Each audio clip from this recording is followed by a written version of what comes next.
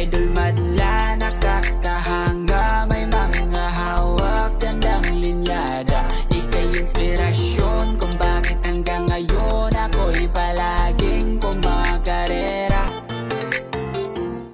May kalapate dito sa kanal mga kalapatid. Ayun o, pag-gala-gala. Ito na naman yung nakita natin kahapon dito sa may loft. Nakita natin yan doon. Ito na naman yung dagit. Bumalik na naman mga kalapatid. Ayun, kasama niya yung mga maya. Ayan o. Ito to, sen. Huli na to. Pero paalisin ko na mga kalapatid kasi hapon na din eh. Para kung sakali, makauwi na siya sa amo niya. Ayun, makita sa taas o. Ito na yung dagit natin. Uy. Kanina pa pala dito to, ikot-ikot lang siya. Palisin natin. Ayun. Ayun, makit na.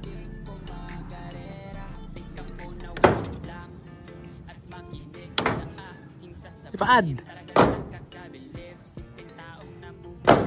Ayaw walis mga kalapatid. Babalik pa yan dyan. Kanino kaya yun? Baka sa kapitbahay lang yan.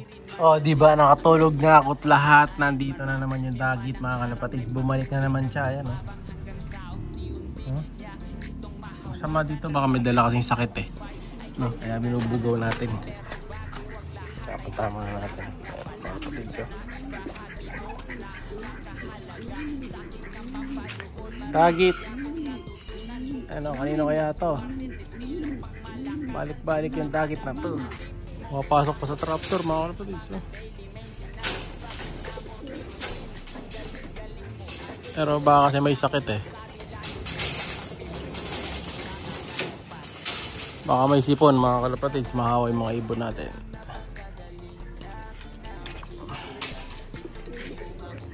Kaya mapalisin ulit natin to mga kalapatids.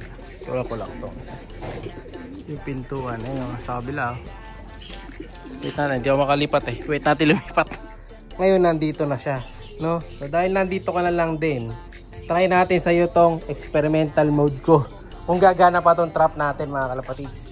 No? After ilang years naman natin, 2 years na rin yata mula nung ginamit natin to. So ngayon, tatry natin kung kaya natin siya mahuli gamit yung trap na to mga kalapatids. So ayan, lagyan natin dito. Ito yung pinto. Gumagana yung pinto na yan.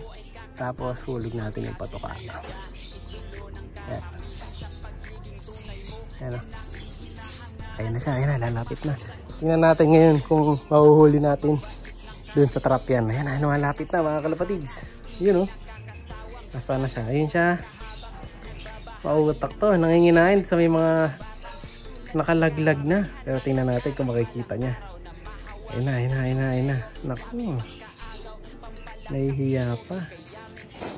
Nakakita niya yung hinahin kong pain sa kanya mga kalapatids. Ayan o. Tingnan natin kung mahuhuli natin. Ayan na. Umiikot na. Sige, tol. Ayan na, ayan na. Nakita na niya mga kalapatids. Uy, ayan na. Nagtatangka. Pinasok na niya yung ulo. Ayan na, pinasok. Ayan. Ito yung classic na patrap ng kalapate. Ayan o. Papasok na. Sige, pasok. Sige. Naku, mabubusog yata. Kailangan pumasok siya ng maigi bago natin siya mahuli. Ayan. So, walang tulak-tulak to mga kalapatids ha. Titingnan natin kung kusang papasok. So, last option na natin yun. Yung itutulak natin. Ayan, lumalabas na bubulat. Kailangan pumasok ka ng ano dyan eh, ng sagad.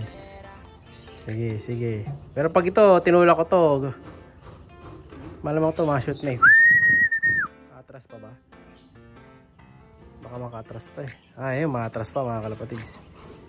Kailangan yung ano talaga, yung sagad talagang ano, sagad na shoot sa loob. Ay, nakikita niya. Sige, pasok. Pero kabisado na niya kung saan susuot eh. Ayan o. Ayan, huli na. Uy, uy, uy. Huli. Jackpot mga kalapatids. So ayan o, ganyan lang kadali mga kalapatids. Huli na natin yung kalapate. Ang problema lang natin dito, eh, kung makakatakas pa siya. No? So ayan, tingnan natin ha. Kung makakawala pa siya dyan. Matapos niyang pumasok sa trap. Pag ito payatot, makakalabas siya. Pero pag yan mataba, hindi na makakalusot to. Yan o, gutom na gutom talaga siya. So kahapon pa tong kalapati na to. So nakita nga natin yung kahapon dito, nakatambay. Tapos ngayon, bumalik na naman. Pambihira tong dagit na to. Gutom na eh. So baka sa kapitbahay lang to, kaya ganito. Pero tatry kong pawalan ulit mamaya.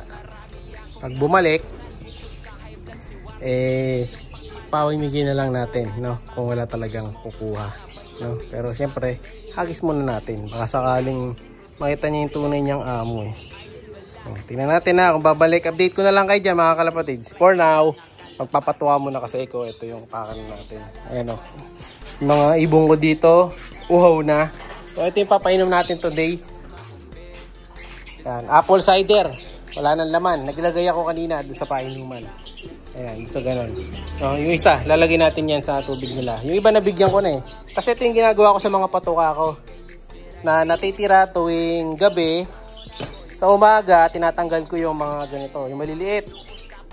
Ito yung pinapakain ko sa manok. Yung sa may mga sisiw, sa bantam, ito. Diba, dami natitira sa gabi.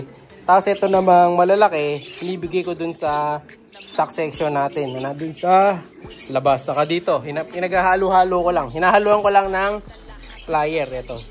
Diba? So, para magmukhang bago ulit. Diba? Sayang kasi, kesa langgamin lang. At ito, mapakapakain pa natin sa mga ibon natin. So, ito sa manok naman. So, walang tapon. Kaya sulit na sulit ang mga patuka natin dito. No? So ngayon, kunin natin yung tubig, bigyan ko muna yung mga breeder ko. Kasi yung dagit, ayun o, huling-huli na doon mga kalapatid. Gumagana pa rin pala talaga yan. Biruin nyo, isang box lang. Makakahuli ka pa ng kalapati dyan. No? Basic na basic lang gagawin nyo. Pa-box lang, tapos mayroong trapdoor na pag pumasok, hindi na makakalabas. Pero ito, experimental tayo. Tingnan natin kung makakalabas pa to or hindi na. At yun na nga mga kalapatids, wala na yung dagit natin dito. Ayan, kita nyo, nag-alisan yung mga isda nang dumating ako. Nakalimutan ko yung dagit natin. Ayan, may tubig na rin pala dito. Ayan mga kalapatids, so, lubog na. So nakatakas yung ibon natin na nahuli. Wala na mga kalapatids. Ayan, mga ibon natin yan, yung mga naka-viewing. Pero if ever bumalik, update ko na lang kayo mga kalapatids. Pero for now, wala nga siya. Ayan o. Kung sakaling nandito yun, may libre tubig na siya.